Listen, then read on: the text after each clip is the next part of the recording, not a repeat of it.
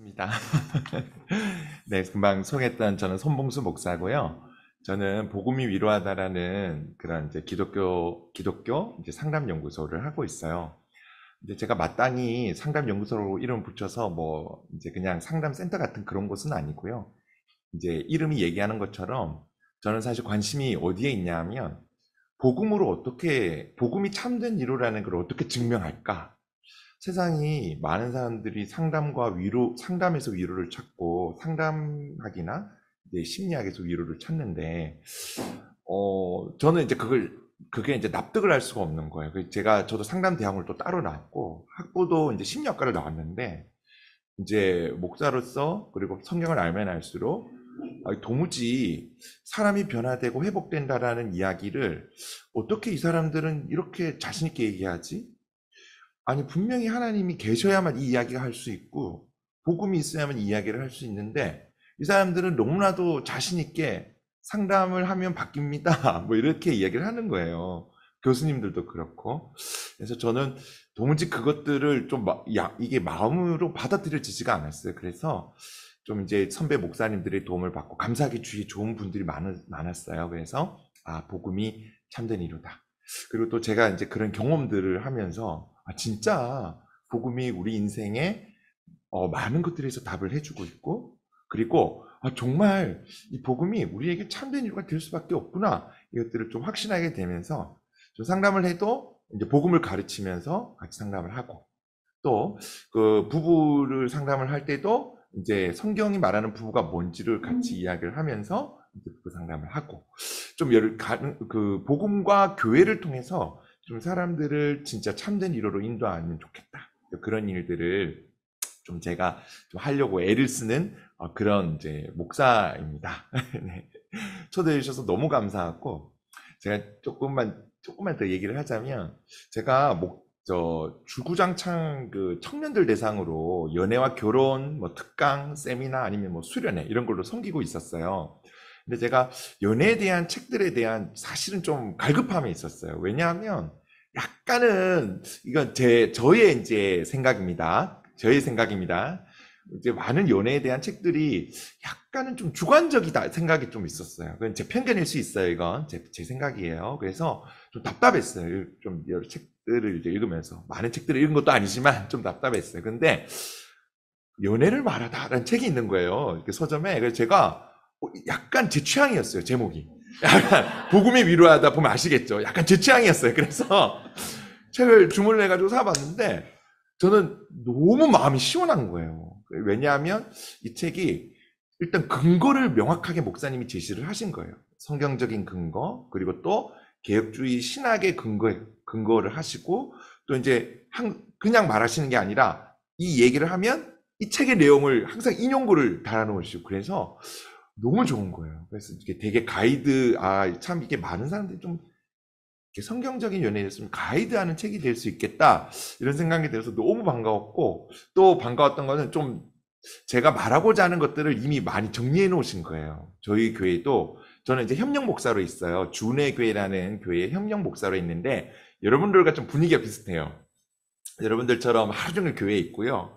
저희 교회도 항상 마치고 설교 나눔을 하고, 항상 이제 좀 오후까지 있다가 이제 집에 가고, 좀 약간 이제 요런 분위기가 왔는데 막 다 같이, 청년들만 보통 소그룹 하는 게 아니라 다 같이 이제 섞여서 이렇게 같이 하는, 이게 되게 익숙하고, 이제 그 책 내용에도 이제 이제 다른 이제 사랑을 말하다, 뭐 지금 보니까 이렇게 등록 교인 제도, 저희도 등록 교인 제도를 하고 있고요.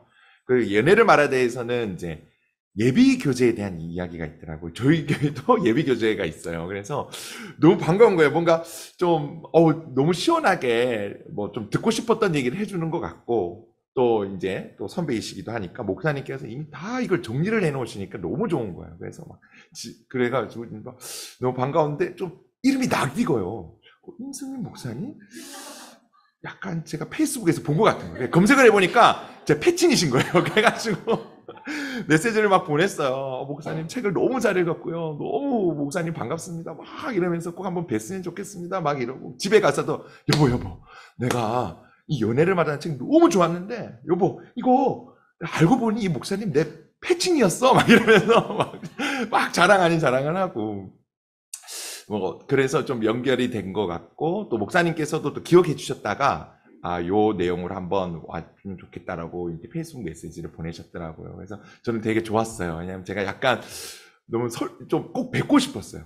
책을 읽고 이 저자를 보고 싶다는 생각은 진짜 처음이었어요.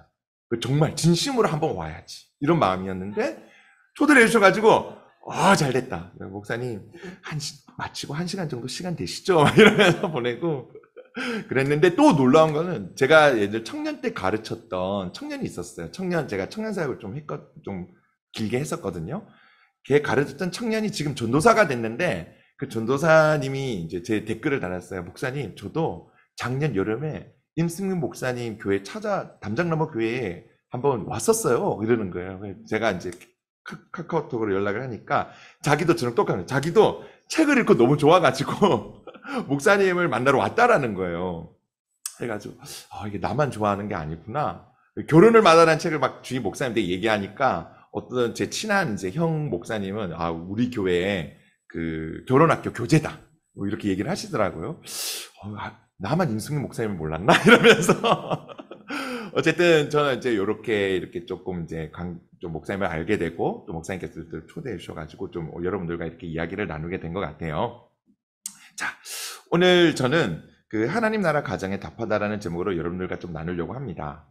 그래서 제가 이게 보시면 알겠지만 강의안이 꽤 길어요. 그래서 1시간 안에 이야기하기는 되게 힘들 것 같고 제가 이야기를 하면서 좀 강조하고 싶은 내용들 혹시라도 제가 이렇게 보니까 여러분들의 5월달 커리큘럼을 이렇게 보니까 스토커 같죠. 목사님 설교도 막 들어오고 하고 있거든요. 그래서 보니까 이미 좀 했던 내용들이 좀 있는 것 같더라고요. 그래서 좀 했던 것 같다 이런 싶은 거는 조금 이제 좀 빼고 좀 강조하고 싶은 내용들을 좀 위주로 좀 이렇게 진행을 하려고 합니다. 네. 첫 번째는 여러분 가정 이러면 제가 가족이 행복하다라는 얘기를 하는 사람들은 사실은 좀 많이 못 봤어요. 근데 저는 여러분들은 참 행복해 보여요. 근데 정말 심지어는 많은 교회 안에서도 가정이 행복하다라는 이야기보다는 저는 이제 청년 사역을 했으니까 청년들이 부모에 되게 분노하는 청년들을 꽤 많이 봤어요.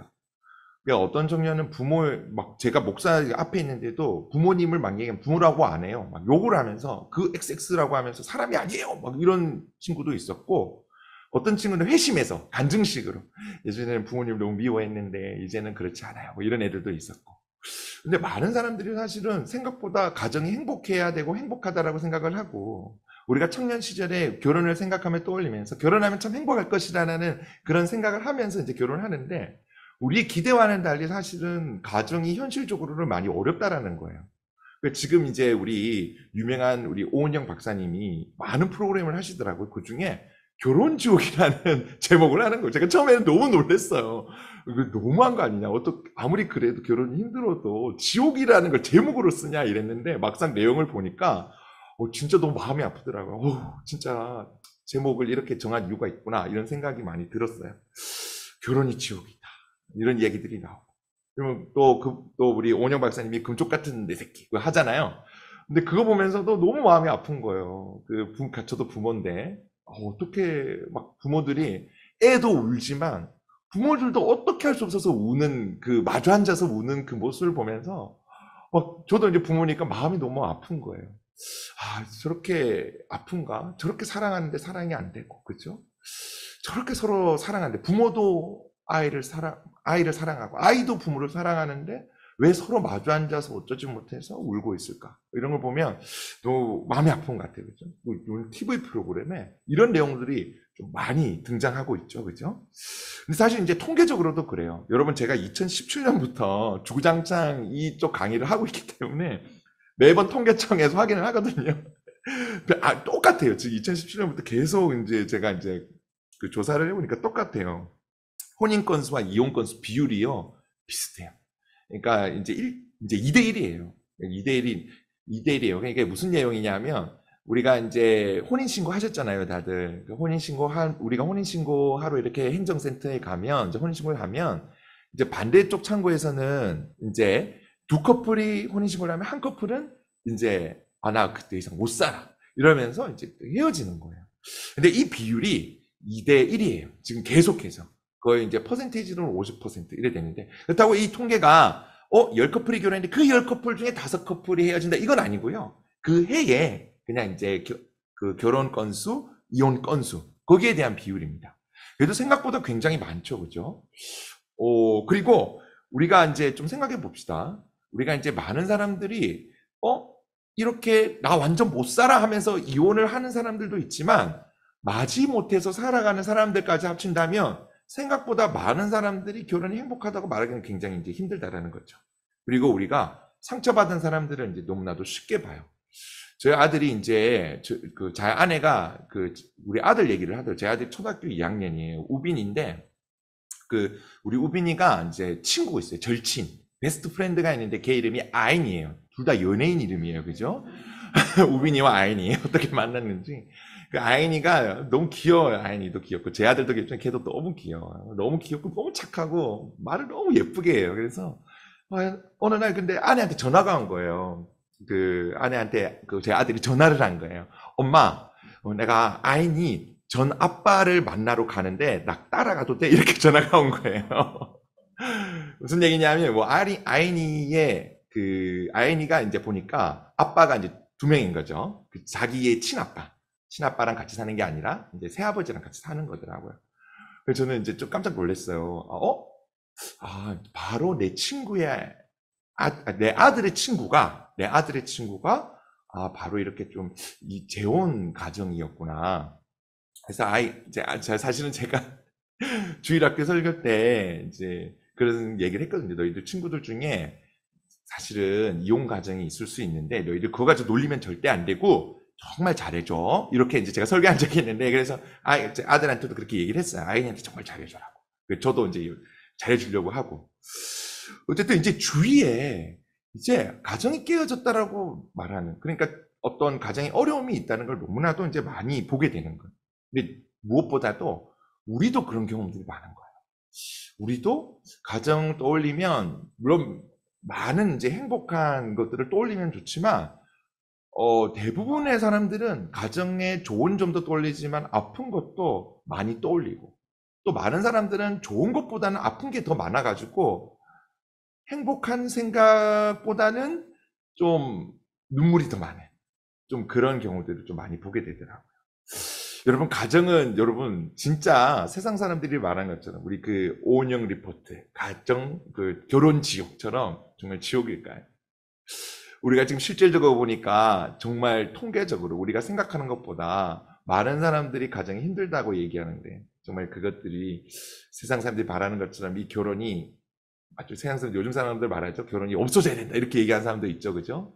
가정을 해체시키려는 이런 막 극단적인 얘기를 하는 사람들도 있어요. 정말 결혼이 없어져야 될 것인가? 정말 이것은 여기서 해결되지 않을 것인가? 그런 생각들을 한번 질문들을 해보게 되는 것 같아요.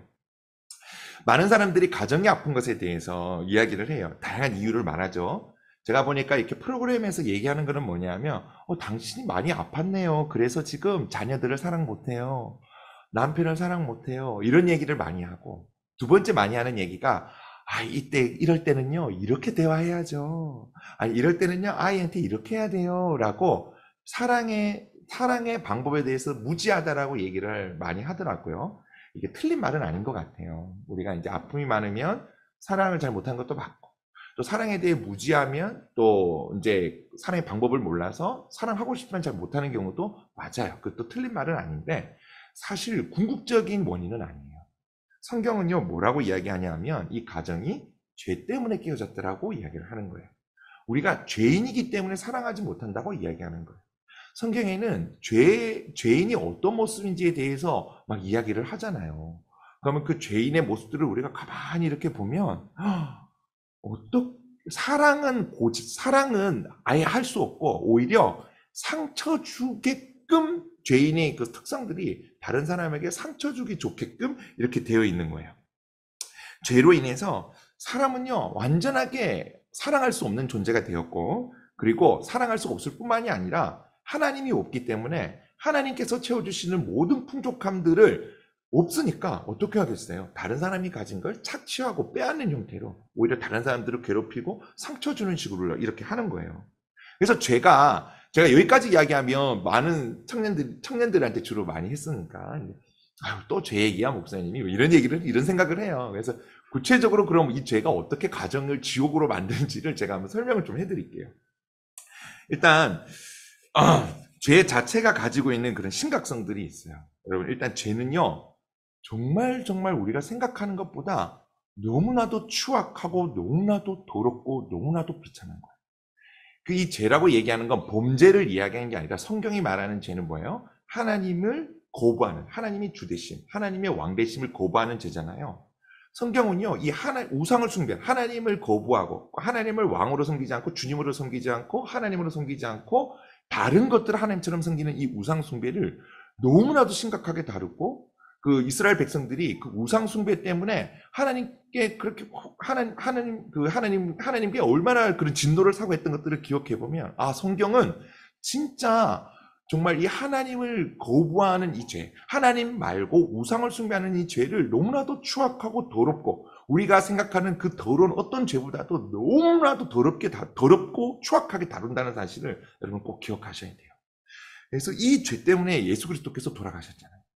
이 죄 때문에 우리가 원래 나무에 달려서 저주받은 자, 우리가 원래 율법의 저주를 받는 자가 돼야 되는데, 원래 우리가 예수 그리스도께서 반역죄인이라는 제목으로 십자가에 공식적으로 심판받으시고 그렇게 달리신 것처럼 우리가 하나님을 반역한 반역죄인으로서, 전 우주적 반역죄인으로서 우리가 그 가운데 달려가지고 죽어야 되는데, 근데 예수 그리스도께서 대신 죽으셔야만 이 죄를 사하실 수 있는 만큼 이 죄가 너무나도 추악하고 심각하다는 생각을 먼저 해야 돼요.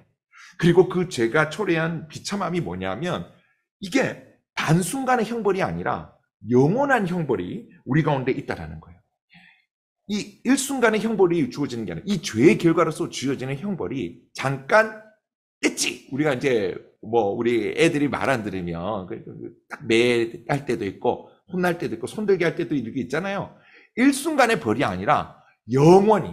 우리 성경은 또 뭐라고 이야기하냐면, 우리가 악인들도 부활하는 거 아시죠? 우리가 악인들도 부활해요. 악인도 부활하는데 왜 부활하냐? 영원히 형벌 받아야 돼서 부활을 해요. 이게 저는 깜짝 놀라는 거예요. 성경에 보면 볼수록 하나님을 거부한 이 죄가 너무나도 추악하고 더럽고, 그래서 제가 완전 시선이 바뀌었어요. 이렇게 사람들을 볼 때 여러 범죄들이 너무 악한 게 아니라, 아무리 착하고 조용한 사람이라 할지라도 그 안에 하나님을 거부하고 믿지 않으려고 발버둥치는 그 마음을 가진, 그게 너무나도 심각한 죄라는 것들을 이제 그런 것들이 이제 오히려 더 심각하게 느껴지는 거예요.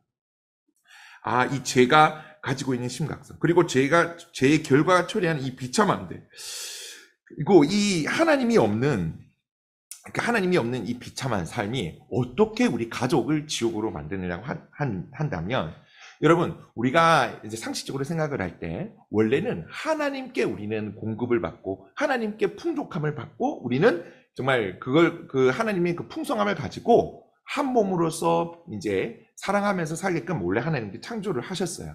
근데 우리가 죄 가운데 하나님을 주님으로 섬기지 않는, 하나님을 주님으로 섬기지 않고 내가 왕이 되려고 살려고 하는 이 더러운 죄 때문에 어떤 일이 벌어졌냐 하면, 이제 하나님으로부터 하나님이 주시는 그 하나님 나라의 그 천국의 복과 안식을 우리가 못 받게 된 거예요. 그 하나님께서 주시는 그 풍성함들, 그 충만함들이 우리에게 없어진 거예요. 그래서 어떻게 되나요? 어떻게 되냐면, 우리는 이제 하나님께 원래 이전에는 그 풍족함들을 받고 풍성함들을 가지고 우리가 즐거워하며 사랑하며 우리가 살아갔는데, 부족함이 없지, 만족하면서 살아갔는데, 감사하면서 살아갔는데, 예배하면서 살아갔는데, 하나님이 없는 죄인들은 하나님이 없기 때문에 어디서 공급받고 어디서 주어지는지를 모르는 거예요. 그래서 어떻게 해요? 내가 없으면 뭘 해요? 전쟁을 하는 거예요. 내가 없으면 뭐예요? 옆에 사람 걸 착취하는 거예요.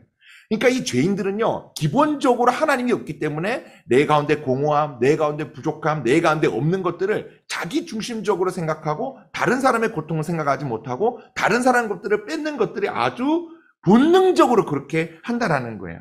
그래서 어떻게 하냐? 이 가장 가까운 이 가족에게 죄인들이 뭐하냐? 가족들을 착취한다라고 이야기를 하는 거예요. 여러분, 이 이야기가 안 믿기시죠? 이건 제 얘기가 아니라 저도 배우면서 놀랐어요. 가족 상담이라는 과목이 있는데 제가 그걸 배우면서 너무 놀란 거예요. 여러분, 가족 상담에는요, 희생양이라는 단어가 있어요. 여러분, 희생양 아시죠? 희생양은 우리 예수 그리스도를 이야기를 하잖아요. 우리 모든 죄를 짊어지시고 같이 우리 예수 그리스도를 얘기할 때 그분이 희생양 되셨다고 이야기를 하는데 그 단어를 그대로 가져가지고 가족 상담이 쓰고 있어요. 왠지 아세요? 그 가족에서 가장 약한 사람을 이 가족이 감정의 쓰레기통으로 쓰고 이 가족이 그 사람들에게 그 사람을 착취하는 거예요. 정신적으로 아니면 또 재정적으로 아니면 또 여러 다양한 방법으로 착취하는 거예요. 여러분, 한 몸으로 사랑해야 될 이 가족이 약육강식의 정글처럼 되어서 희생양을 낳고 그 희생양은요 문제가 생겨요. 다른 가족들은 전부 행복한데 그 가족, 가장 약한 그 가족, 그게요 보통은 자녀예요. 보통은 자녀인데 또 어떤 가족은 엄마가 되기도 하고요. 어떤 가족은 아빠가 되기도 해요.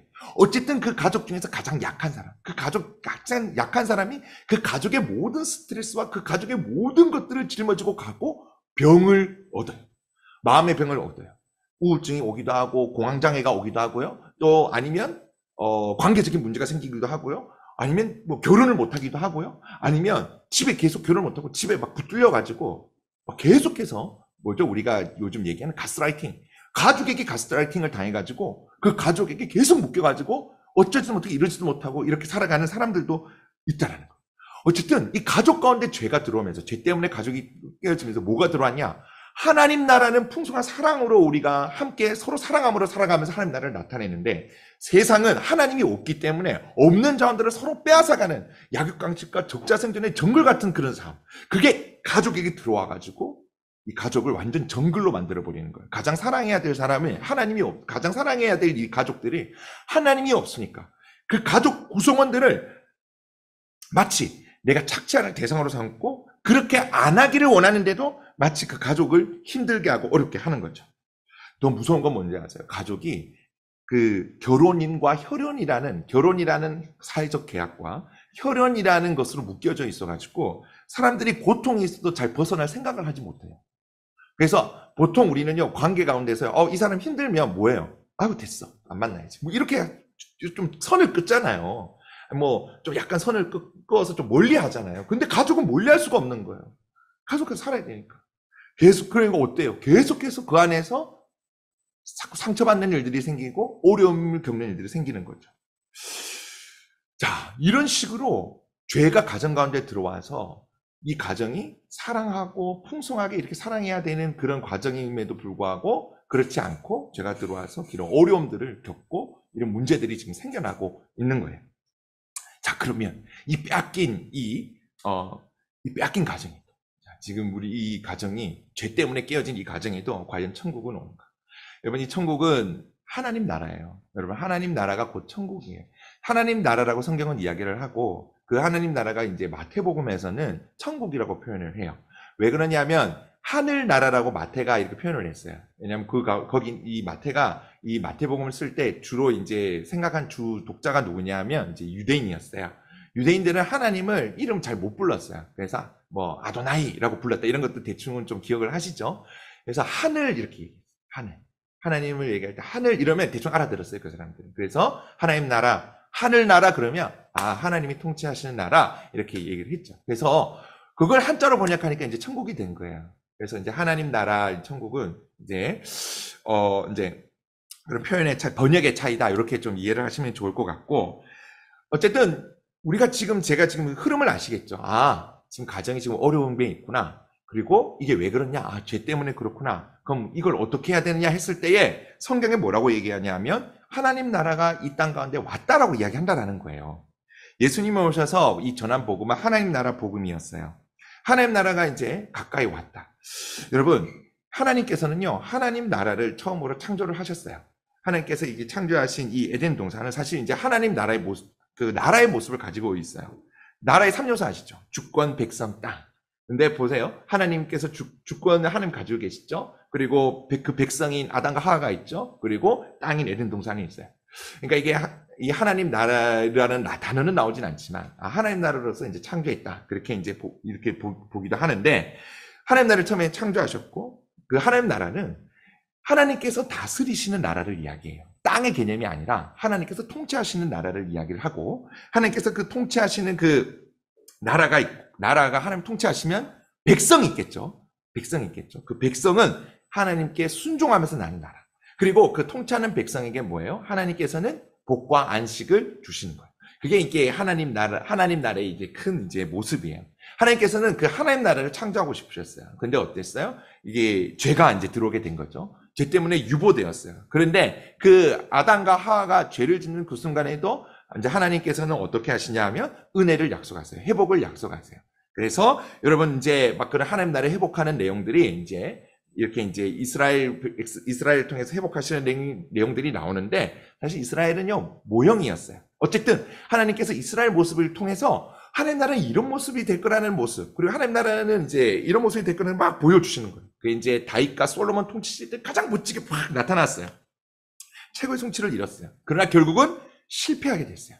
실패하게 되면서 아마 이스라엘 백성도 놀랐을 거예요. 우리가 하나님의 백성인데 우리가 망하다니! 막 이런 생각이 들었을 거 아니에요? 그때 이제 우리 이제 포로 그 시대 때 이제 선지자들이 아니다! 하나님께서 새로운 언약을 주시고 새롭게 이게 아니었어. 진짜 하나님 나라를 보여주실 거야. 근데 메시아, 왕이 필요해. 기름 부은 왕이 필요해. 그리고 그때는 새 마음을 주실 것이고 그때는 성령님께서 오실 거야. 이러면서 막 이렇게 그때 선지자들이 막 이렇게 약속을 해요. 아, 지금 너희들이 망했지만 진짜 더 크고 더 멋진 나라가 올 거다. 이런 얘기를 하죠.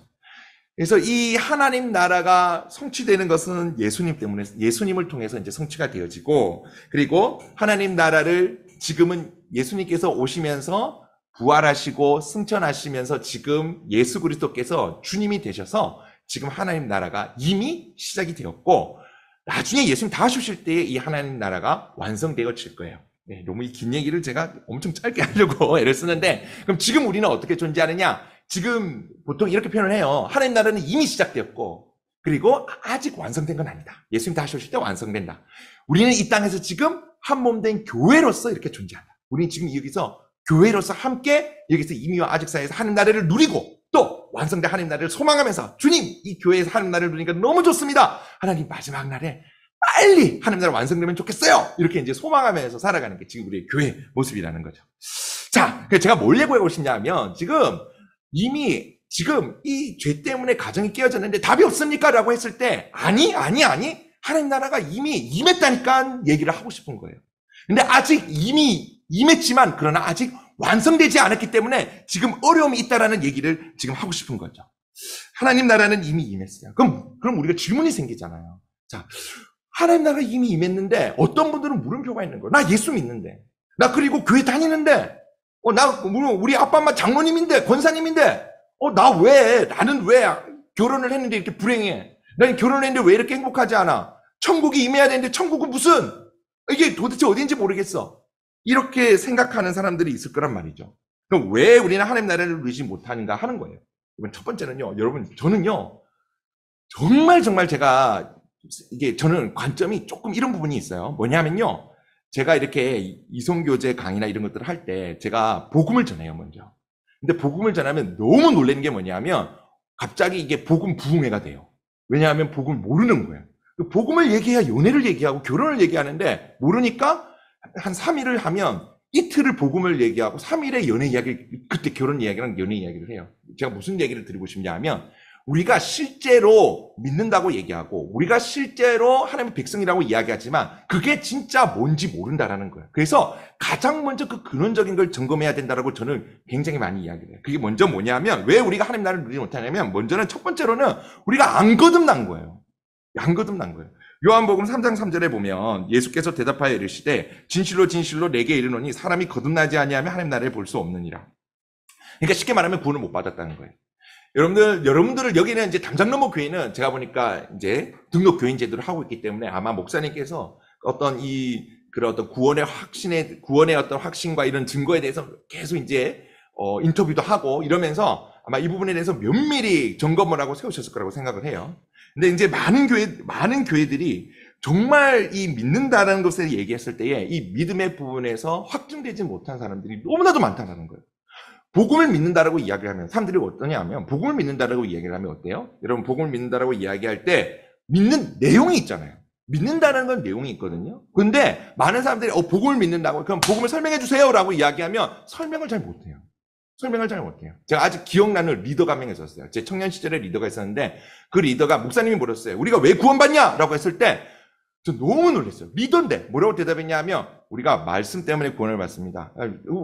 대충 이해는 했어요. 오케이. 아니 더 잘 설명해봐. 대답을 못하는 거예요. 너무 충격이었어요. 그때. 열심히 교회를 섬기는 리더였는데 생각보다 많은 사람들이 진짜 우리가 하나님 나라의 백성이라는 것을 확증을 하지 못하는 거예요. 이게 진짜 중요한데. 그래서 만약에 첫 번째, 왜 우리 가정이 하나님 나라를 누리지 못하냐고 했을 때 우리가 점검해야 될 것은 뭐냐면 우리 가정이 정말 거듭난 가정인가? 우리 가족 구성원들 한 명 한 명이 정말 하나님의 백성으로서 구원받아서 거듭난 가정인가를 확인해야 된다는 거예요. 두 번째는요, 여러분, 이 하나님 나라의 이 모습은 무슨 모습이냐면 하나님께서 다스리시고 통치하시고 그 백성은 순종을 하는 거예요. 그리고 순종하는 그 백성들에게 하나님께서 하나님 나라 그 천국의 복과 안식을 하는 그걸로 이제 통치를 하시고 복과 안식을 주시는 거예요. 그러면 우리가 하나님의 백성으로서 어떻게 하냐면 하나님의 다스림에 순종하는 모습이 있는 거예요. 그러니까 근데 사실 이 하나님 다스림에 순종하는 내용이랑 만약에 이렇게 복음을 믿는 구원받는 내용은 사실 1, 2번은 같은 이야기예요.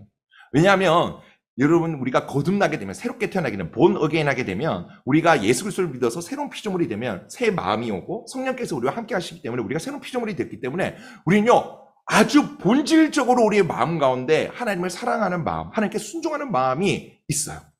새 마음을 받았기 때문에 하나님의 순종하는 새 마음을 받았기 때문에 그리고 성령께서 율법을 우리 마음 가운데 우리 하나님의 백성들에게는 새겨줬기 때문에 이 마음에 본성적으로 하나님을 사랑하고 하나님께 순종하고자 하는 마음들이 태도들이 있다는 말이죠. 근데 만약에 하나님의 다스림에 순종하는 마음이 없다면 이게 이제 사실은 좀 어려운 거죠. 그러나 이걸 좀 따로 분리해서 설명하는 거는 그중에 믿음이 약한 분들이 있고 그중에 좀 복음과 멀어져서 예배와 멀어져서 하나님과 멀어져서 이 순종하는 태도에 대해서 약해지신 분들이 있기 때문에 그분들을 위해서 이렇게 좀 분리해서 얘기를 했습니다. 여러분, 하나님 나라는 통치의 개념이에요. 하나님 나라는 땅의 개념이 아니에요. 하나님 나라는 다스림에 순종하는 백성들에 대한 내용이고 하나님의 다스림이 하나님이 통치하시는 것에 대한 내용이에요. 그래서 하나님의 다스림에 하나님의 백성들이 순종하는 모습들이 있고 그 순종하는 모습들이 있을 때 천국을 누리는 거죠. 하나님 나라를 누리는 거죠. 자, 그러면 우리가 점검해야 될 게 뭔가요? 좋아. 오케이. 됐지. 오케이. 내가 구원은 받았어. 저 목사님이 얘기하는 것처럼 내 가운데 하나님을 향한 소망이 있고 순종하고자 하는 하나님을 향한 소망이 있어. 그런데 만약 내 가운데 지금 우리가 결혼 생활에, 우리의 부부 생활에, 우리의 자녀와 부모의 관계 가운데 만약에 어려움이 있다고 하면 뭘 점검해야 된다고요? 혹시 우리 가족의 구성원들 한 명 한 명이 하나님을 향해서 순종하고자 하는 그 태도, 하나님을 향해서 정말 예배하고자 하는 그 태도, 하나님을 사랑하는 그 태도가 있냐라는 거죠.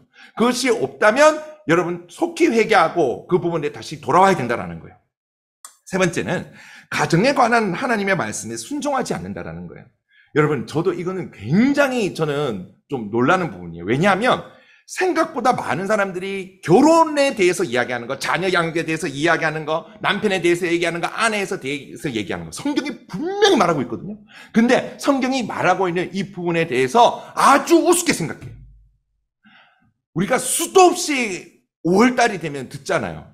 아내는 남편이 머리 된다.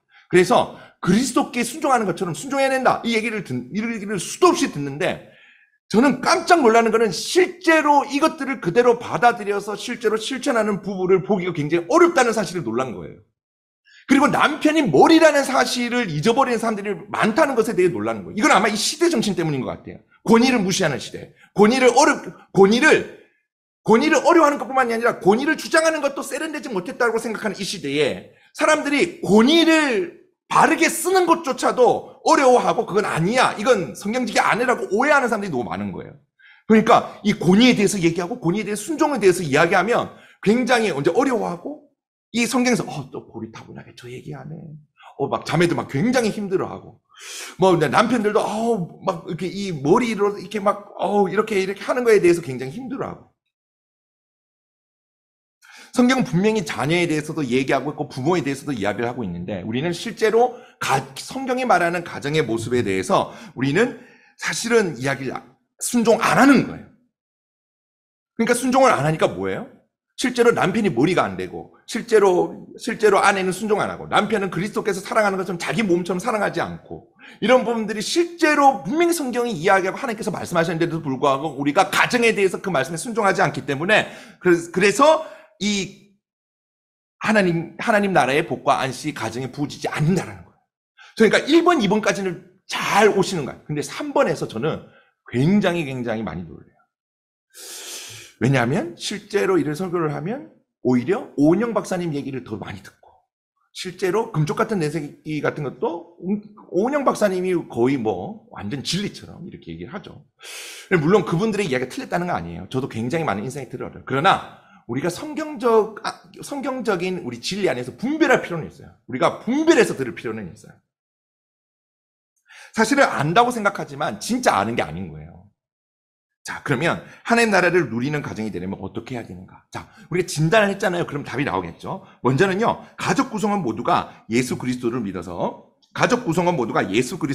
구원을 받아야 돼요. 여러분, 한 명이라도 구원받지 못한 가족이 있으면 이 가족 안에 갈등이 있을 수밖에 없어요. 한 명이라도 구원받지 못한 사람이 있으면 갈등이 생기겠죠. 예를 들어서 믿지 않는 부모님, 자녀, 그리고 믿는 아내와 믿지 않는 남편. 그래서 이 가족 구성원들이 하나님 나라를 우리 가정에 누리고 싶다. 가족 구성원들이 예수님 믿는 게 너무나도 중요해요. 믿지 않는 가족이 있을 때 그 가족의 우선순위가 뭐가 돼야 돼요? 믿지 않는 가족이 있을 때 그 가족의 우선순위는 이 믿지 않는 가족의 구원이 돼야 돼요. 첫 번째 기도 제목이 돼야 되고, 첫 번째 우선순위가 돼야 돼요.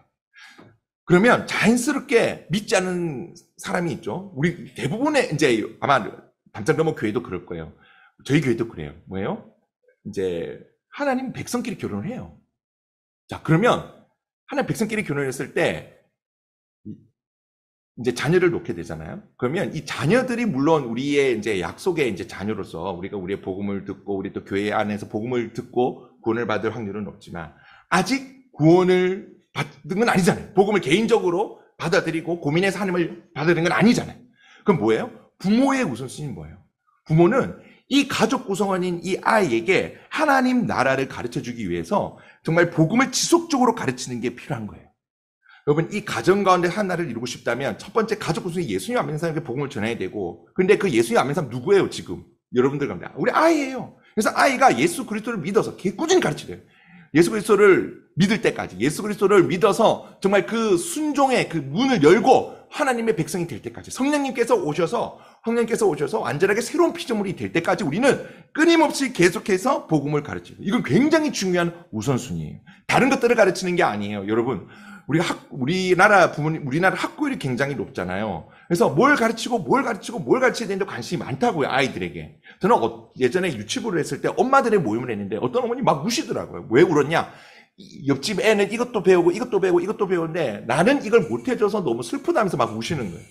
여러분, 우리가 어떤 것에 대해서 아이에게 가르치고 싶어 하는 마음들이 있는데 뭐부터 가르쳐야 되냐면, 우리는 사실은 이 가정이 하나님 나라가 되어서 하나님이 통치하시는 가정이 되어서 하나님 나라를 누리고 하나님께 영광 돌리는 가정이 되기 위해서 우선순위는 이 다음 세대에게, 우리 아이들에게 복음을 지속적으로 가르치는 거예요.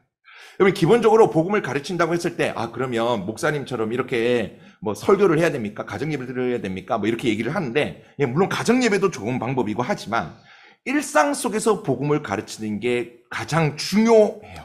일상 속에서 얘기를 하면서 분명히 일상 속에서 이야기를 하는 가운데서 이 복음에 대해서 이야기할 타이밍이 있고, 또 복음을 계속해서 이제 우리가 그 순간순간마다 복음을 이야기를 해야 돼요.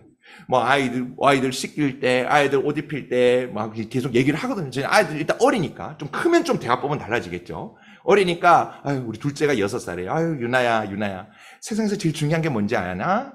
있잖아, 예수님 믿는 거야. 예수님 꼭 잘 믿어. 이러면 우리 둘째는요, 네, 그래요. 첫째는 약간 흘려듣는 것 같아요. 지금 초등학교 2학년인데 이 일상 속에서 계속 이야기하고 약간 대화를 하다 보면 얘기를 한 타이밍이 있어요. 저희 아들은 저한테 이런 얘기를 하더라고요. 아빠, 나는 세상에서 돈을 제일 많이 버는 사람이 되고 싶어. 이러는 거예요. 저 굉장히 이제, 내가 목사인데, 내 아이들 뭘 가르쳤지? 막 이런 생각이 드는 거예요. 근데 그런 타이밍이 있잖아요. 그때 얘기를 하는 거예요. 아, 그래? 너 왜 돈 많이 벌고 싶어? 나 이러면 아빠 이렇게 할 수 있고 돈이 많으니까 뭐 자기 원하는 것도 다 살 수 있고 그래. 근데 우빈아 부자가 행복해? 그러니까 자기도 들은 게 있어서 그런지 뭐 얘기를 해요. 아니 그렇게 뭐 돈이랑 행복은 잘 모르겠어. 뭐 이렇게 얘기를 하는 거예요. 지도 나름 이렇게 본 게 있으니까. 뭐가 제일 중요한지 알아? 예수님이 제일 중요해. 일상생활 속에서 가르칠 때에 그때의 아이들에게 대하게 끊임없이 이야기를 할 수 있는 거예요. 자, 그런데 중요한 게 있어요.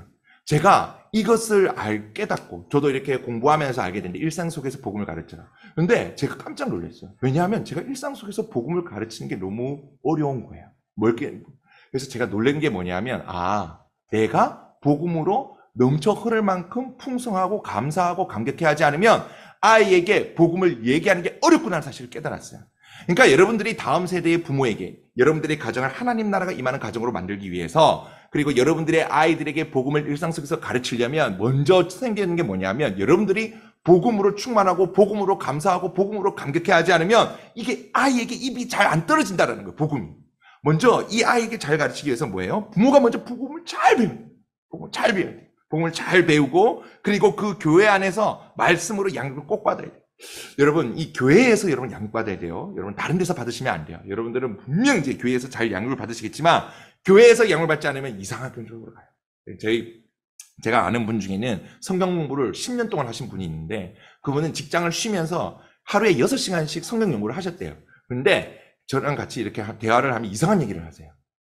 이제 완전 신학적으로 다른 이야기. 뭐 정말 어려운 얘기들 되게 많이 하세요. 그래서 저도 모르게 그건 집사님 이단인데요? 뭐 이렇게 얘기한 거예요. 그분이 깜짝 놀라서 상처받으셔가지고 내가 막 이렇게 수시로 막 얘기해요. 다 다르면 이단이래! 하면서 저보고 막 이야기하는데 근데 이게 교회의 지도를 안 받으니까 이게 이제 이상한 쪽으로 올라가는 거예요. 여러분은 이 교회 안에서 양육을 지속적으로 받으시고 이 교회 안에서 받으심을 통해서 복음을 풍성해지시고 그 풍성한 복음을 아이에게 일상 속에서 가르치는 거예요. 자, 그리고 여러분 이번 이 가정에 달 때 배우셨죠? 이 가정에서 하나님께서 머리로 세우신 분이 남편인 거예요. 남편. 그리고 아버지. 그죠? 그래서 이 가정 가운데서 복음을 가르치는 이 역할을 그리고 이 가정을 이 아내가 그리고 또 이 아이들이 예수 그리스도께 인도해야 되는 이 주도권을 가지고 그 일을 해야 되는 사람이 누구냐면 바로 아빠예요.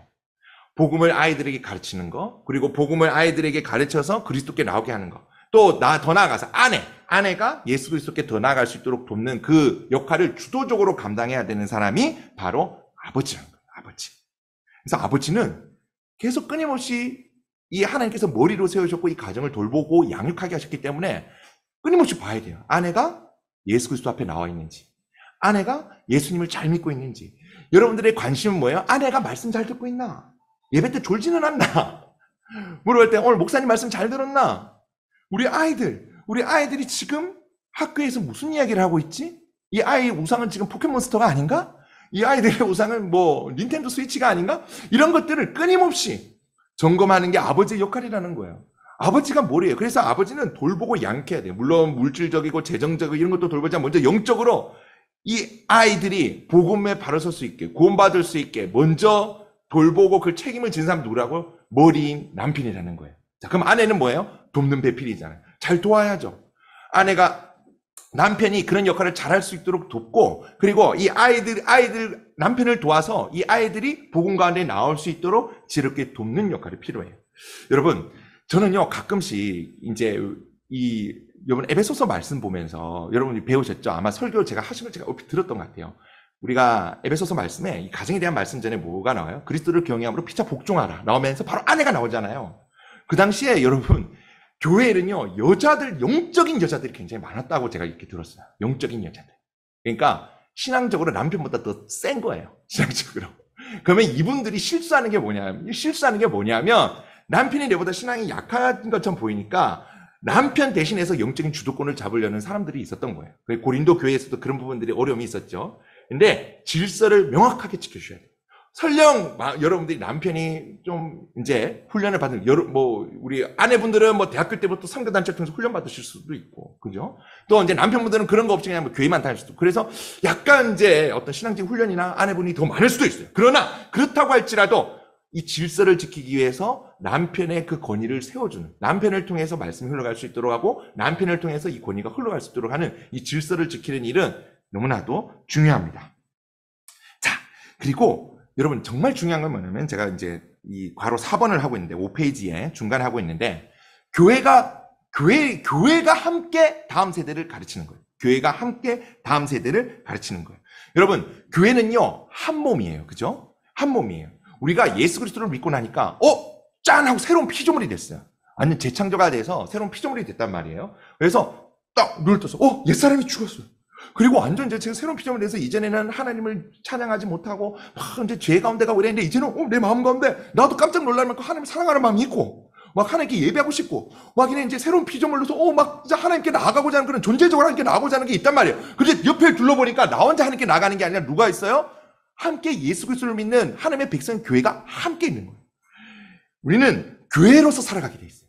한 몸으로서 하나로서 이 교회로서 살아가게 돼 있어요. 또 구체적으로 얘기하면 지역교회에서. 여러분들은 담장 너머 교회에서. 그래서 우리가 가족이기 때문에 나의 자녀, 우리의 자녀는 이 교회의 자녀는 우리의 자녀가 되는 거예요. 그래서 이 주일학교 개념이 완전 바뀌어야 돼요. 주일학교 개념이 어떻게 바뀌어야 되냐면 모든 성도들이 나의 아이로 생각하고 이 아이들에게 복음을 가르치고 이 아이들을 돌보고 이 아이들을 이제 같이 품는 거예요. 저희 교회는요, 주일학교 선생님이요, 모든 성도들이 주일학교 선생님이에요. 어떻게 하냐면 이 주일학교를 할 때 각 소그룹이 돌아가면서 커리큘럼을 준비를 해요. 커리큘럼. 근데 지금 저희는 이게 청년들이 한 반 정도 있어서 그렇게 하는 것 같아요. 청년들을 중심으로. 그래서 이제 아이들이 돌아가면서 그 이모 삼촌들에게서 이제 복음을 배우고, 그리고 거기서 양육을 받고 돌봄을 받고, 온 이제 성도들이 이제 주일학교를 이렇게 선생님으로서 아이들을 가르치고 있어요. 그럼 이게 왜 그렇게 시작했냐면, 저희 이제 목사님이 그런 이제 이 얘기를 하시더라고요. 우리가 교회면 우리 모두의 아이들이다.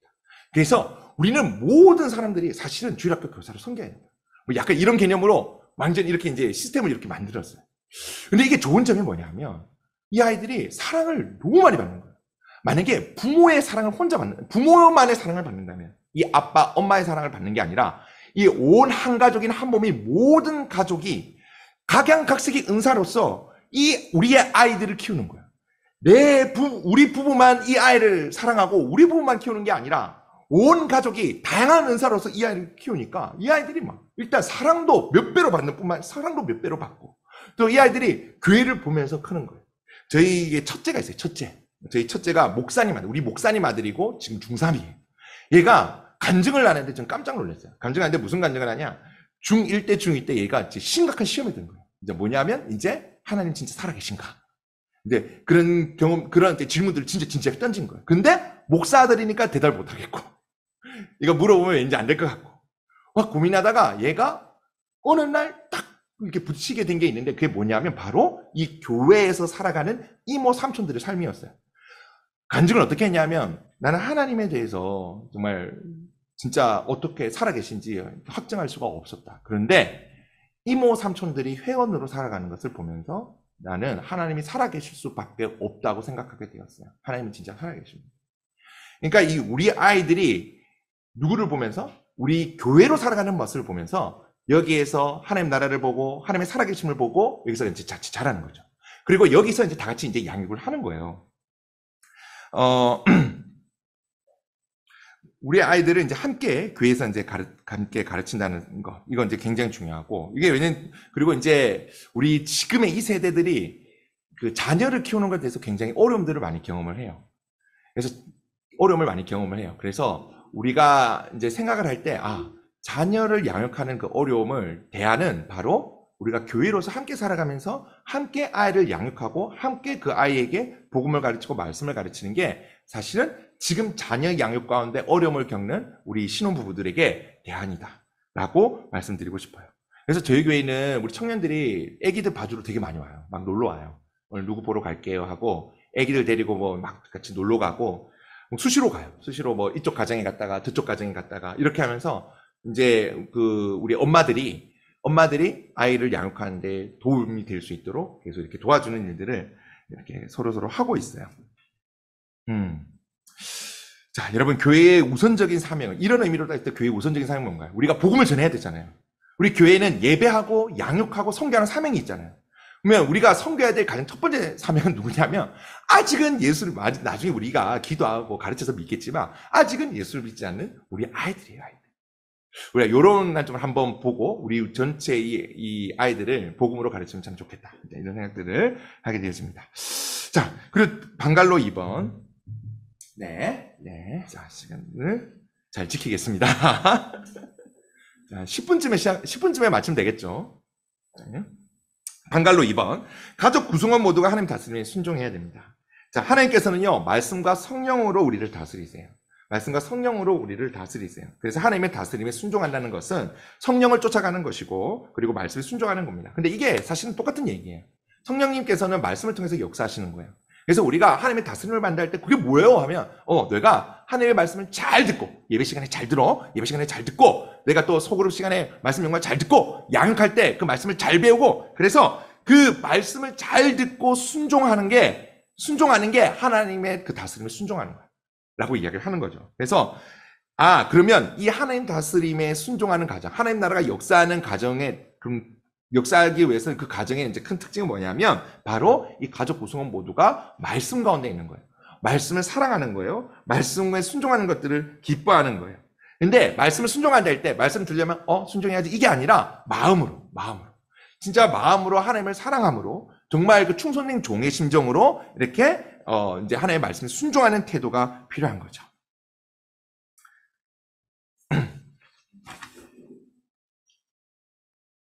그래서 부모가 그럼 이제 이 가정 가운데 할 일이 되게 많겠죠. 아이들에게 이 아이들이 자녀가 말씀을 볼 수 있게 돕고 하나님에 대한 순종을 할 수 있도록 이제 가르쳐야 돼요. 자, 그런데 아이들에게 말씀을 가르칠 때 우리가 진짜 중요하게 생각해야 되는 건 뭐냐면 우선적으로 부모가 삶으로 보여줘야 된다는 게 굉장히 이제 중요한 부분인 거예요. 이 아이들이 우리를 보고 있어요.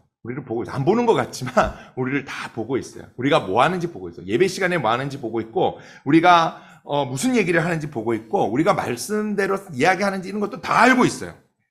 우리가 아빠 엄마랑 싸우는 것도 보고 있고요. 그리고 아빠가 예배 때 핸드폰 보고 있는 것도 알고 있고요. 예배 때 조는 것도 알고 있어요. 말씀을 대하는 태도, 아빠가 말씀을 사랑하는지 순종하는지 이것도 알고 있어요. 아빠가 왜요?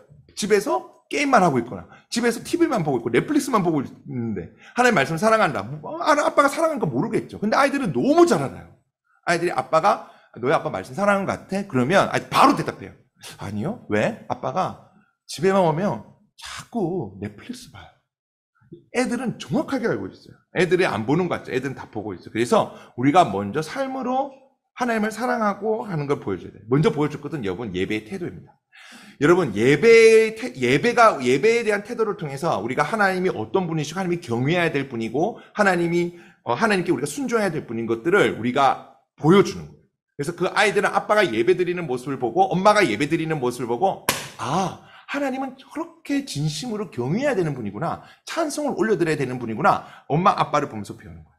그래서 여러분 아이들이 보고 있다고 생각하시고 정말 예배 가운데 하나님의 말씀으로 생각하고 들으셔야 돼요. 그리고 말씀을 대하는 태도, 애들이 다 알아요. 아빠 엄마가 집에서 말씀을 보고 안 보고 말씀을 얘기할 때 어떻게 하는지 다 알아요. 아빠 엄마가 여기서는 신실하게 성경 공부를 하고 이렇게 하는데 집에 가서 성경이 아닌 다른 내용을 가르친다. 정말 막 이제 이 진리가 아닌 다른 세상의 내용들을 가르친다. 그러면 이 아이들은 다 알고 있어요. 아빠 엄마가 순종하려고 하는지 말씀 가운데 순종하려고 하는지 이거 다 알고 있단 말이죠. 그래서 우리는 먼저 우리가 이 마음 가운데 예배 그리고 말씀을 대하는 태도, 순종하는 태도를 우리가 먼저 살아내면서 보여줘야 돼요. 자, 완벽하라는 얘기가 아니에요. 우리는 완벽할 수는 없어요. 그러나 고군분투하며 살아가는 것들 보고 그 아이들이 믿음이 뭔지를 깨닫고 보게 돼요. 저희 이 교회에는 집사님이 계신데 이 집사님을 굉장히 저는 감격스럽게 봐요. 3대가 같이 우리 교회, 저희 교회도 개척교회거든요. 이제 개척교회인데 우리 교회도 이렇게 3대가 있는 최초의 3대 가정이 있어요. 3대 가정이 있는데 이 두 집사님, 할아버지 할머니 집사님 저랑 같이 이제 소그룹을 하는데 저는 이 두 분을 보면서 이제 뭉클할 때가 있어요. 뭐냐면 이 두 분이 결코 완벽한 부모님이 아니에요. 완벽한 부모님이 아닌데 그 아들 형제가 너무 멋지게 믿음으로 자란 거예요. 그걸 보면서 어떻게 저렇게 자랐을까? 우리 우빈이도 저 형제처럼 잘하면 참 좋겠다. 너무 멋있는 거예요. 근데 이게 제가 보면서 그 두 분을 통해서 알게 된 게 있어요. 그게 뭐냐면 그 형제도 말해요. 그 형제도 우리 부모님이 이래요 말해요. 뭐냐면 그 두 분이 많은 어려움을 겪고 왔고 또 이 부모님이 완벽하지는 않았지만 끝까지 믿음을 포기하지 아니하고 하나님 앞에 살아가는 모습을 통해서 또 이 두 분이 교회를 정말 충성되게 섬겼대요. 그 교회를 충성되게 섬기는 모습을 통해서 믿음이 뭔지 알았다. 이 아들이 고백할 뿐만이 아니라 저희 소그룹의 다른 부부들도 믿음이 이거구나라는 것들을 배우는 거예요. 우리가 완벽한 게 아니라, 완벽한 게 진짜 완벽하지 않아요. 그 아들이 뭐라 그러냐면, 저 아빠한테 많이 맞았어요. 맨날 이 얘기 막 농담으로 해요. 그리고 막 그 집사님도 막 웃으면서, 그래, 내가 많이 때렸다, 미안하다, 뭐 이렇게 얘기를 하시는데, 완벽하지는 않지만, 그러나 믿음으로 분투하면서 살아가는 그 모습을 보면서, 믿음의 유산이 전수된 것을 보고, 우리가, 이게 믿음이 전수되는 거구나. 저희 이 부부 소그룹이 그걸 보면서 같이 이렇게 그 두 분을 통해서 많이 느껴요. 여러분, 우리가 이 믿음으로 고군분투하면서 살아가는 그 삶의 그 방향들, 그 모습들을 우리 자녀들에게 보여줄 때 그 자녀들이 말씀으로 살아가고 말씀을 하는 태도, 예배를 향한 태도, 하나님을 향한 태도들을 배운다는 사실을 여러분 기억하셔야 됩니다. 역시 중요한 건 머리입니다. 머리. 남편, 아빠입니다.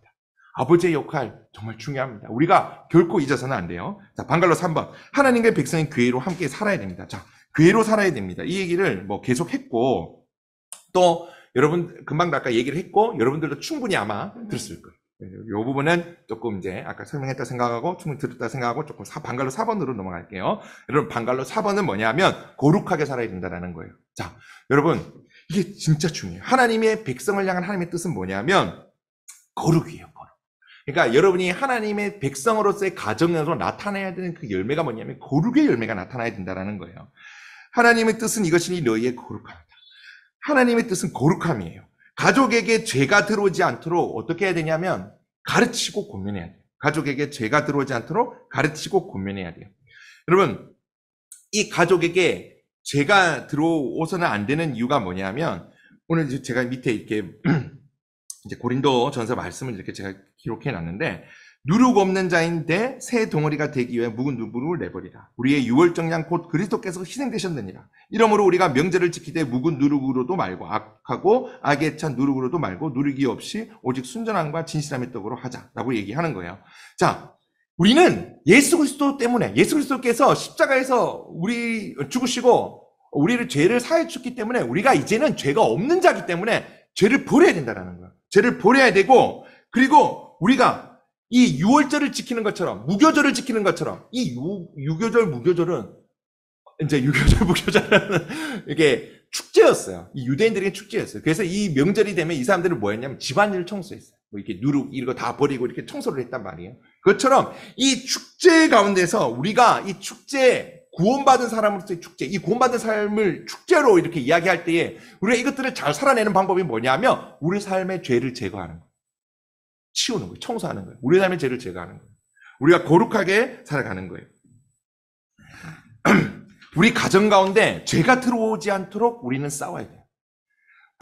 부모는요, 자녀의 죄를 분별해야 돼요. 그리고 거룩하게 살 수 있도록 지켜야 됩니다.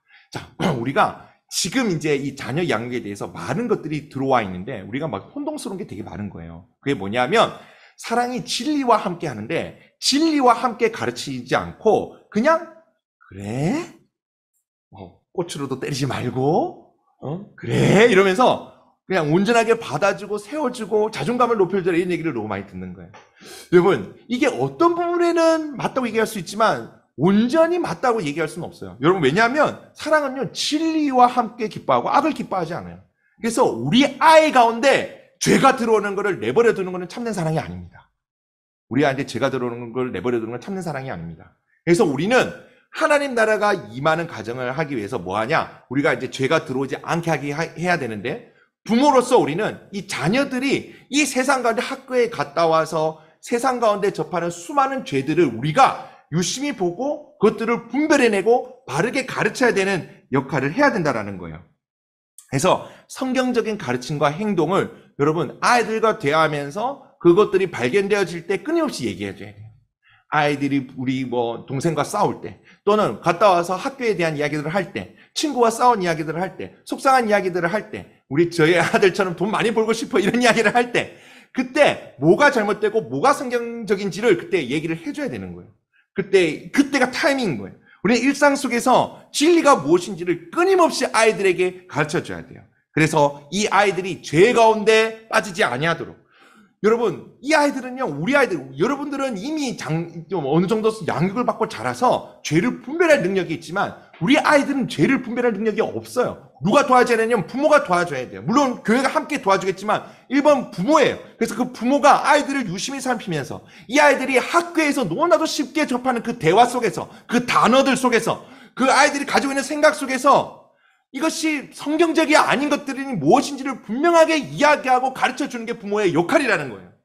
그냥 좋아, 그래, 이게 아니라 무조건 품어주고 안아주고 스킨십 해주고 그게 아니라 진리가 무엇인지를, 그 아이들의 생각과 말이 무엇인지를 분명하게 이야기해줘야 된다는 거예요. 사실 여러분, 우리가 자녀 양육을 할 때 쉽게 유혹에 빠지는 게 뭐냐면 우리는 벌 주고 그리고 또 보상을 주는데 쉽게 우리는 유혹에 빠져. 왜냐면 이거 즉각이거든요. 우빈아, 너 포켓몬스터 새 칩 사줄 테니까 너 이거 할래? 그러면 알았어! 막 이래요. 새 게임팩 사줄게 이러면 알았어! 말 잘 들을게 막 이런단 말이에요. 근데 이러면 뭐예요?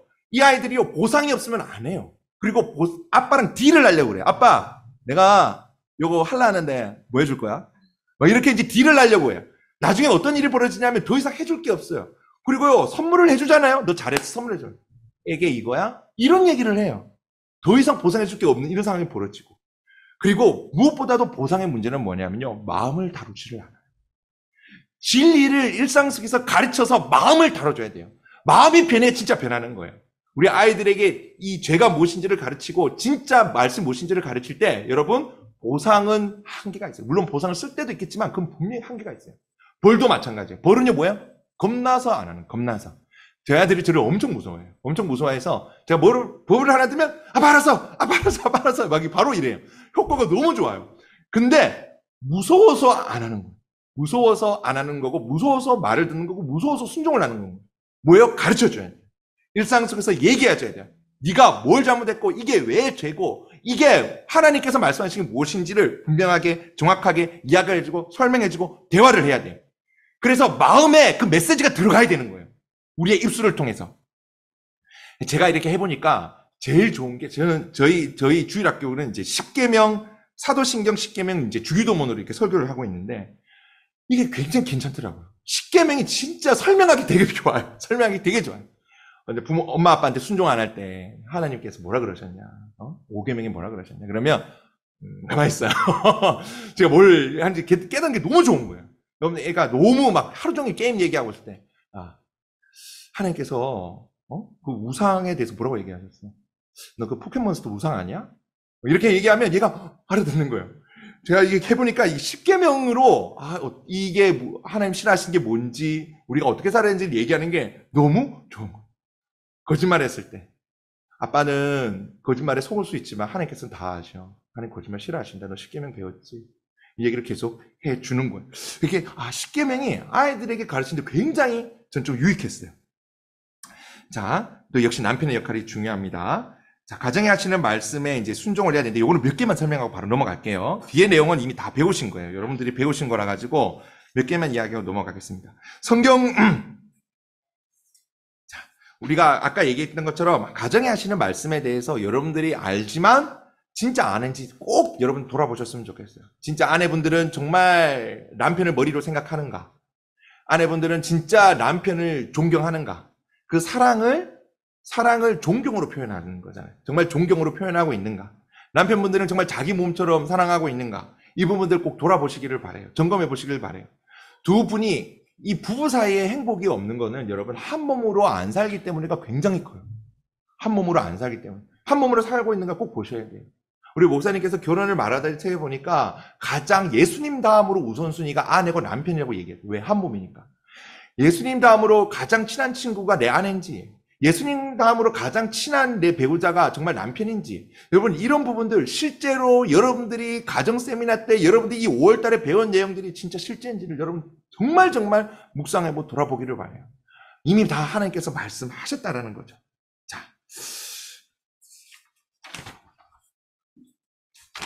페이지 쭉 넘어가겠습니다. 자, 10페이지로 넘어가겠습니다. 10페이지로 넘어가겠습니다. 자, 그럼 우리를 하나님 나라로 살지 못하게 하는 게 무엇인가라는 거예요. 하나님 나라로 살지 못하는 게 무엇인가 했을 때, 여러분, 거짓 진리예요. 거짓 진리. 여러분, 이 거짓 진리를 굉장히 여러분 경계하셔야 됩니다. 우리는요, 이 세상 속에서 아직 살아가고 있기 때문에 거짓 진리가 끊임없이 우리를 침투하고 우리를 호시탐도 노리고 있어요. 사탄이요, 그냥 으악 하면서 너희 가정 힘들게 해야지 뭐 이렇게 하는 게 아니라 가정에 대한 거짓말로 여러분들을 미혹하게 하고 그것들을 믿게 만들면서 가정을 깨뜨리는 거예요. 여러분, 여러분들이 이 5월 달에 가정 세미나를 안 듣잖아요? 이런 5월 달 이 교회에서 이런 가정에 대한 교육을 안 받잖아요? 어떤 일이 벌어지는지 아세요? 여러분, 우리의 마음에 빈 공간은 없어요. 빈 공간은 없어요. 우리가 한 번도 아내의 역할에 대해서 성경적으로 생각하지 못했다. 남편의 역할에 대해서 성경적으로 생각하지 못했다. 그러면 그 마음에 가정에 대한 생각, 남편에 대한 생각, 아내에 대한 생각, 자녀에 대한 생각이 성경적으로 들어가 있을 것 같죠? No, 아니에요.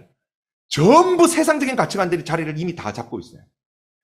복음이 자리 잡지 않는 생각은 다 세상적 가치관이 자리 잡고 있다고 보시면 돼요. 왜? 우리는 끊임없이 세상적 가치관에 노출되어 있고 그걸 보고 자랐기 때문에 성경적으로 회개하지 않은 생각들, 성경적으로 돌이켜보지 않은 생각들, 성경적으로 생각해보지 못했던 모든 부분들은 세상이 이미 내 마음을 세상의 가치관이 정복하고 있다. 이렇게 생각하셔야 돼요.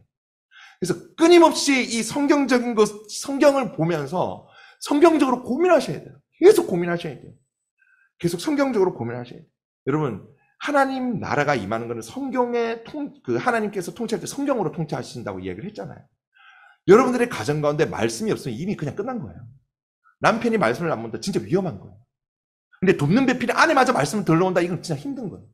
여러분들이 예배를 잘 드리는 거는 진짜 당연한 거고, 여러분 예배 빠지시면 안 돼요. 예배 가운데 말씀은, 이 예배는 마지노선이에요. 마지노선. 진짜 예배만 한번 빠지게 됐다. 그럼 목사님께 엄청 혼나셔야 돼요. 진짜. 왜 그러냐면 이 예배 가운데 하나님께서 설교를 통해서 이 교회의 목사님을 통해서 하나님께서 통치하시고 다스리시기 때문에, 만약에 여러분들에게 이 예배를 통해 선포되는 그 말씀 가운데서 여러분들이 순종하지 아니하고 그 가운데 소홀히 여기고 있다면, 여러분 이미 이 가정 가운데 하나님의 통치 빨간불이에요. 하나님 나라가 임하는 거 빨간불이에요. 여러분, 그리고 여러분들 더 나아가서 여러분들 소그룹 시간에, 아니면 여러분들이 이 교회 가운데 양육을 받고 있습니까? 여러분, 양육이 없으면 이것도 빨간불이에요. 우리는요, 예배를 통해서 설교, 선포되는 말씀들을 듣고, 또 목사님을 통해서 양육을 통해서 우리가 성령에서 자라고, 그리고 또 예배가 더 풍성해지고, 그러면서 또 우리는 성교적 삶을 살아가는 거거든요. 근데 여러분들이, 나 오늘 예배를 드렸으니까 양육은 안 드려야지, 이런 태도를 가지고 있다면 여러분, 그것도 여러분 정말 위험하다고 볼 수 있어요. 여러분, 끊임없이 거짓 진리는 우리를 호시탐탐 노리고 있고, 사탄은 거짓 진리를 통해서 여러분들을 미혹하고, 여러분이 거짓 진리에 넘어가는 만큼, 거짓 진리가 자리하는 만큼 여러분들은 고통스럽고 힘들 거예요.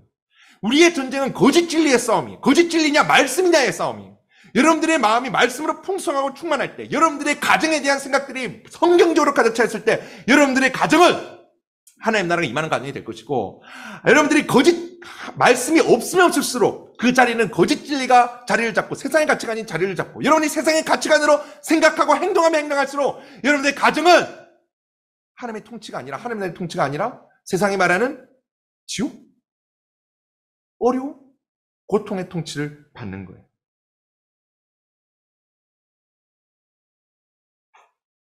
여러분, 제가 저희 가정 가운데 그 부부 검사를 쫙 다 해줬어요. 부부 커플 검사라는 게 있거든요. 쫙 다 해줬어요. 저희 교회 우리 커플들 가운데.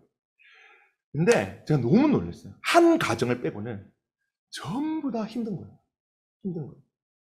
다 어려움을 가지고 있다고 이렇게 다 나온 거예요. 물론 어려움이 없는 가정이 어디 있겠어요. 어려움이 없는 가정이 어디 있겠어요. 그런데 있겠지 했는데 생각보다 더 많이 힘들게 나온 거예요. 저희도 끊임없이 복음을 가르치고 성령을 가르치고 꼭 한 사람은 1양육, 1예배, 1섬김을 해야 된다고, 그리고 성경적 교회로 해서 끊임없이 가르치고 하거든요. 목사님이 끊임없이 예배에 대해서 강조하고 하거든요. 근데 결혼에 대해서 생각하지 아니하고, 결혼에 대해서 점검하지 아니하고, 결혼이 정말 성경적으로 우리가 하나님의 통치를 받고 있는 점검받지 아니하고, 거기에 대해서 생각하지 아니하니까 똑같이 관성적으로 죄성대로 흘러가는 거예요. 그 가정이. 여러분들 정말 여러분들 하나님의 통치함 가운데 있습니까? 하나님 나라 천국을 경험하는 가정을 만드시고 싶다면 여러분 정말 그 하나님의 다스림이 여러분 가정에 임하고 있습니까? 여러분들은 하나님 사랑하는 마음으로, 하나님을 순종하는 마음으로 그렇게 나아가고 있습니까? 여러분들 혹시 여러분들 자녀들에게 그 말씀을 풍성하게 어떻게든 이 하나님의 말씀을 가르치고자 하는 열망으로 이 아이들에게 바른 진리를 사랑으로 가르쳐주고 있습니다. 여러분 정말 오늘 목사님께서 이 5월달 동안 가르쳐주신 아내의 성경적인 아내, 성경적인 남편, 성경적인 부모, 성경적인 자녀에 대해서 얘기하면서 혹시 깊게 생각하면서 회개하고 계신가요? 그것들을 진짜 내 진리로 받아들여서 정말 어렵고 불편하지만 정말 순종해야지. 또 어렵고 불편하지만 피차 복종해야지. 어렵고 불편하지만 자녀를 노엽게 하지 말아야지. 어렵고 불편하지만 한 몸으로 살아야지. 어렵고 불편하지만 내가 스스로 피차, 그러니까 내가 자유가 있지만 내가 권리가 있지만 그 자유와 권리를 주장하니 아니하고 사도 바울이 자기가 권리가 있지만 자유가 있지만 스스로 종이 되었다. 많은 사람들을 구원하기 위해서, 많은 사람들을 사랑하기 위해서 내 자유를 포기했다라고 고린도전서에서 이야기하는 것처럼 여러분들이 아내를 위해서, 남편을 위해서 또는 그 피차 복종하는 서로 종되는 모습들이 있는가? 여러분들이 정말 하나님의 왕이 되어서 하나님을 경외하는 그 부모의 모습들을 보고 아이들도 아빠 하나님이 최고 좋은 분이고 아빠 하나님이 최고 정말 우리가 예배를 받을 분이야. 아빠 나는 잘 모르지만 하나님 믿어. 하나님 믿고 싶어라고 이야기하는지. 여러분들 가운데 찬송 소리가 나오고 있는지 아니면 여러분들 가운데 다른 노랫소리가 더 터져 나오는 것은 아닌지. 여러분들 가정 가운데 정말 예배하는 태도가 있어서 정말 이 아이들도 하나님을 예배하는데 경외하는 마음으로 예배하는 그 모습들이 있는지. 여러분들 가운데 복음이 최우선이 되어서 남편은 아내에게 어떻게 이 아내가 복음을 들을까? 이 아내가 어떻게 하나님 앞에서 말씀으로 자랄까 하는 그 고민이 있는지. 아내는 어떻게 하면 내가 돕는 대표로서 이 남편이 이 말씀을 오로지 바르게 말씀으로 이 가정을 다스릴 수 있게 돕고 있는지. 우리 아이들에게, 사랑하는 아이들에게 이 말씀을 전해줘서 하나님 나라를 경험하게 하고자 하는 그런 열망들로 이것이 우선순위가 되어서 나아가고는 있는지. 한 몸이 되어서 기꺼이 한 몸이 되어서 우리의 가정이, 우리의 아내가, 남편이, 아이들이 예수님 다음에 우선순위가 되어는 있는지. 말씀을 이미 다 이해하고 있고 말씀이 여러분들을 통치하기 위해서 가정에 대한 말씀이 이 5월 동안 선포되었을 때에 여러분들은 이 말씀에 그대로 순종함을 통해서 하나님 나라가 나타나게 하려고 진지하게 이야기하고 있는지. 내년에도 5월에도 아마 이렇게 말씀이 선포될 거잖아요. 매년 양육을 하신다고 들었어요. 결혼에 대해서. 내년에 또 하겠지. 내년에 그냥 똑같은 말씀이 또 선포되는 거 아니야. 또 얘기하신 애가 아니라 오늘 들었으면 이제 이 1년 동안에 이 가정의 하나님 나라를 이루기 위해서 여러분들이 이 가정이 우선순위가 되어서 이 가정 가운데 하나님 나라가 나타내어서 하나님께 영광 돌리는 가정으로 살아가고자 하는 열망과 그런 회개들이 여러분 있는지 여러분들 꼭 점검하시기를 바랍니다. 하나님 나라가 임하고 싶다고요. 오정 박사가 임하게 하는 게 아니에요.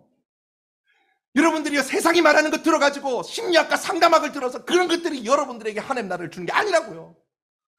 우리 왕 되신 하나님이 진짜 왕 되어서 그 하나님이 우리 가정을 통해서 온전하게 예배를 받고 우리 그 하나님께서 하나님다웠게 우리 가정 가운데서 경외받으시고 우리는 그 하나님을 경외함으로 피차 복종함으로 종이 되어서 사랑하고 하나님께서 말씀하셨기 때문에 이 가정 가운데 하나님 나라를 나타내기 위해서 오늘 이 하나님께서 말씀하신 아내의 성경적 아내, 성경적 남편, 성경적 부모, 성경적 자녀의 역할을 감당하는 것.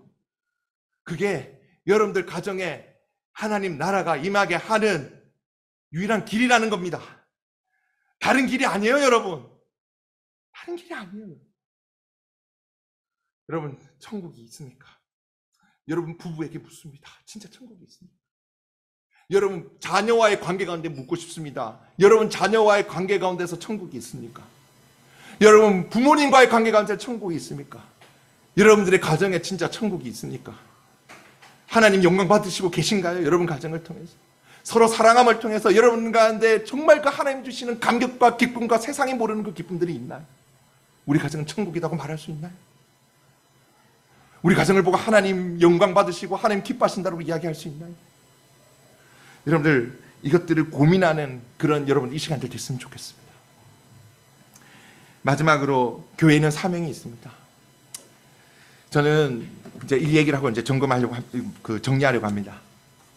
제가 병원에 이제 늑막염으로 5월 2일 날 퇴원을 했어요. 늑막염으로 4월 22일 날 실려가가지고 너무 아프더라고요. 전 처음에 심장에 문제가 생긴 줄 알았어요. 그래서 아 내가 죽을 수도 있겠다. 너무 아파서 움직이면 심장 쪽이 너무 아픕니다. 근데 다행히 막 이제 검사를 해보더니 심장 쪽은 아니고 늑막염입니다. 늑막염으로 이렇게 10일 동안 이렇게 누워 있는데, 근데 차마 취소하지 못한 이제 부부 세미나가 있었어요. 그 가정 세미나가 있었어요. 그래서 그 가정 세미나를 가서 이 이야기를 했어요. 여러분, 하나님 나라가 임하는 가정이 돼야 돼요. 여러분, 하나님의 통치에 순종하셔야 돼요. 그게 하나님 나라가 임하는 가정이에요. 얘기를 하는데 제가 아차 싶었어요. 왜냐하면 저기서 이렇게 기도하는 사람이 있어요. 이렇게 탁 봐도 남편이 없는 거예요. 그죠? 남편분이 교회 안 나오시는 거예요. 저 뒤에서 어떤 분이 울고 있어요. 다는 모르겠지만 가정에 아픔이 있는 거예요. 그걸 깨달았어요. 어른들이, 오후 예배에 어른들이 가득 앉아 있는데 혼자 계신 분이 있는 거예요. 그래서 제가 아차 싶었어요. 우리가 오늘 제가 하나님 나라가 임하는 가정에서 얘기를 했지만 실제로 있잖아요. 하나님 가정이 임하는 이 가정을 경험한 사람이 너무 적다는 걸 그때 알았어요. 그게 너무 마음이 아픈 거예요. 깨어진 가정 때문에 고통하는 사람들이 있어요, 여러분. 깨어진 가정 때문에 힘들어하는 지체들이 있을 수 있어요, 여러분. 그럼 교회의 첫 번째 사명은 뭐냐? 죄 때문에 하나님께서 처음으로 하나님께서 창조하신 이 가족이라는 공동체가 죄 때문에 깨어지면서 제 기능을 잃어버리고 복음을 통과해야만 제 기능을 찾게 되었어요. 근데 여러분, 교회는요, 믿는 그 순간 하나님 백성이에요. 아주 특별한 공동체예요. 교회가 보여줘야 돼요. 누구에게? 가정에게 보여주는 거죠. 이 교회는 가정 때문에 깨어져서 아파하는 사람들에게, 아파서 울고 있는 사람들에게 진짜 사랑이 뭔지를 보여주는 게, 그리고 진짜 사랑이 뭐고 진짜 가족이 무엇인지를 보여주는 사명이 있다는 걸 알게 됐어요. 그래서 정말 중요한 건 뭔지 아세요? 교회가 교회다워지는 거예요. 교회가 커지는 게 아니라, 교회가 뭔가 큰 일을 하는 게 아니라, 어떤 큰 이벤트를 벌이는 거 아니라, 큰 행사를 하는 게 아니라, 교회가 진짜 주님 원하시는 교회가 되는 거예요. 그래서 하나님 나라를 보여준 거야. 지금 다 울고 있잖아. 막 이제 너무 마음이 아프고 울고 있는 거예요. 심지어 교회에 있는 사람조차 이 싸움을 해결하지 못해서 저를 찾아와요. 집사인데, 회원인데 찾아오는 거예요. 목사인데 찾아오는 거예요. 우리 너무 싸워요. 어떡해. 우리가 이 교회가 이 땅에 죄 때문에 깨어진 가정 가운데 대안이자 소망이라는 사실을 꼭 여러분 기억하시길 바라요. 두 번째는 여러분, 가정의 깨어짐에 대해서 실망한 사람들이 이 땅에 너무 많아요. 여러분, 결혼이 늦어지고 결혼 안 한다는 사람이 너무 많은 거예요. 우리가 너무 우리 윗대 부모님이 너무 힘들게 살았어요. 저희 장인어른, 장모님, 저희 부모님, 저희 장인어른, 장모님, 저희 부모님은 너무 힘들게 살았어요. 70년대, 60년대, 70년대생, 50년대, 50년, 60년생. 그때 막 6.25 끝나고 막 보릿고개가 아직 있을 때 태어나셔서 너무 힘들게 고생하셨을 뿐만이 아니라, 지금 우리는 그래도 좀 더 부부가 좀 동등하게 잘해야 된다 이렇게 있지만 그런 것도 없었잖아요. 그때. 특히 어머님들 얼마나 힘드셨어요. 어머님들은 뭐 하셨어요? 집에 모든 일을 다 그 가부장적인 아버지의 괴롭힘을 당하면서 힘들게 어려워졌다. 이 가정의 깨어짐에 실망한 사람들이 그걸 보고 자란 게 우리 세대예요.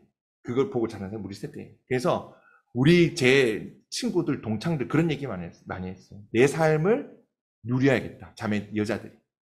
내 삶을 누려야겠다. 그리고 엄마들도 그런 얘기 많이 했어요. 저희 어머님도 안타깝지만 지금은 아니에요. 지금 교회 다니시고 하지만 이전에는 저희 여동생에게 너 결혼하지 마라. 네 인생 살아라. 네 인생을 살아라. 난 내 인생이 없었다. 네 인생을 살아라. 이 얘기를 너무 많이 합니다. 그러니까 지금의 제 세대들은 약간 그 가정에 대한 약간의 이제 물론 환상도 있지만 어떤 사람들은 분노도 있고, 결혼하면 뭔가, 특히 여자들이 그런 거예요. 제 친구도 그런 얘기 했던 기억이 나요. 나는 해볼 거 다 해보고 결혼할 거야. 이런 얘기들을 하고. 결혼에 대해 깨어지면 실망한 사람들이 있는 거예요. 참된 가정의 모습을 본 적이 없는 거예요. 그리고 세상 사람들이 얘기하는 거예요. 우리 결혼하지 말자. 동거하자, 동거. 서로 책임지지 말자. 우리 그냥 로맨스를 즐기자. 가정이라는 데 대해서, 결혼이라는 데 대해서 굉장히 회의적인 사람들이 생겨나는 이때에, 근데 이게 하나님 창조하신 거잖아요. 우리가 보여줘야 된다는 거죠. 뭐예요? 진짜 가정의 모습이 이런 거다. 성경이 말하는 가정, 하나님이 계획하신 가정은 이것이다. 우리가 이것을 이 가정 가운데, 깨어짐 가운데 실망한 사람들에게 참된 가정이 뭔지 보여줄 사명이 있다는 거예요. 세 번째는 여러분, 다음 세대에게 끈질기게 가르쳐야 돼요. 끈질기게. 끈질기게 가르쳐야 돼요. 끈질기게. 여러분, 제가 왜 이게 고민하다가 제가 이제 고민이 들었어요. 무슨 고민이냐면, 다 앉아서 보니까 전부 깨어진 가정 경험한 사람들. 그러면 어떡하지? 하나님 나라를 경험하는 과정은 어디서 시작되지? 그걸 하나님 나라를 경험하는 과정은 둘 다 예수님 믿어서 결혼한 데서 시작되는 거예요. 그러니까 처음 시작부터 중요한 거예요. 시작부터. 도중에 한 명이 예수님 믿어가지고 모두가 예수님 믿어서 하나님 나라가 임하는 과정이 되는 게 아니라 처음부터 예수님 믿어야 되는 거예요. 처음부터. 그러면 어떻게 해야 돼요? 청년 시절에 계속 끊임없이 이 청년들에게 성경적 결혼이 무엇이고 하나님 나라가 임하는 결혼이 무엇인지 가르쳐야 되고, 아니 그 전에 어릴 때에 우리의 아이들에게 엄마 아빠가 이렇게 이 결혼에 대해서 감사한 이유가 뭔지 아니? 아빠 엄마가 예수님을 믿기 때문이야. 너도 꼭 예수님 믿는 사람과 결혼해야 돼. 너도 꼭 하나님의 통치함이 있는 가정과 결혼해야 돼. 말씀을 사랑하는 사람과 결혼해야 돼. 끊임없이 이 다음 세대 가운데 결혼이 어떤 것인지, 정말 참된 결혼이 뭔지에 대해서 끊임없이 가르쳐야 되더라고요. 그때 어릴 때 가르쳐야 청년 시절이 와서 그때의 연애에 대해서 자유가 생길 때에 함부로 연애하지 아니하고, 물론 또는 실수도 하고 넘어질 때도 있겠지만, 그러나 그때에 그것이 부모의 가르침이 기억이 되어서 하나님의 백성으로서 만나고 하나님의 백성으로 만나서 어떻게 가정을 꾸려가는지를 알고 결혼하게 됩니다. 그래서 다음 세대에 이때부터 가르치는 게 너무너무 중요하다라는 것을 깨닫게 됐어요. 도중에 믿는 것보다 처음부터 가르쳐서 처음부터 하나님의 백성이 되어서 백성으로 살아가는 사람들끼리 만나서 하는 나라를 이루는 게 훨씬 쉬운 거예요. 마지막으로 여러분, 교회는요, 오늘 여기 있는 모든 가정들이요, 하나님 나라가 임하는 가정이 되도록 양육하고 섬기는 것이 필요한 거예요. 근데 이런 가정들이 자연스럽게 일어날 거예요. 목사님께서 설교하시고 이렇게 5월 달에 여러분들 가운데 꾸준히 말씀 가운데 가르치시고 매년 그런 이제 긴 100페이지 가량 되는 내용이었다 하더라고요. 결혼이 말한다, 이런 내용들, 가정이 말한다, 이런 내용들 양들로 끊임없이 성경적 가정에 대해서 가르치고, 또 이런 일이 일어나죠. 소그룹 할 때 좀 힘든 부부들을 또 성숙한 선배 부부들이 이끌어주고, 또 말씀을 나누면서 서로 회복되고 회개하는 일들이 일어나고, 이러면서 아마 하나님 나라를 이루는 가정들이 점점 함께 되어가는 것들을 아마 누릴 거예요. 여러분들 모두가 서로 끌어줘야 돼요. 서로가 정말 하나님 드리는 가정이 될 수도 기도해주고 중보해주고 끌어주고, 또 여러분들은 부끄러워하지 않고 가족된 교회들에게 우리 부부가 하나님 나라가 이룰 수 있도록 하나님 도와달라고 기도해달라고 여러분들 나누고, 또 함께 도움을 받고 이렇게 함께 자라가야 돼요. 네, 이상입니다. 네.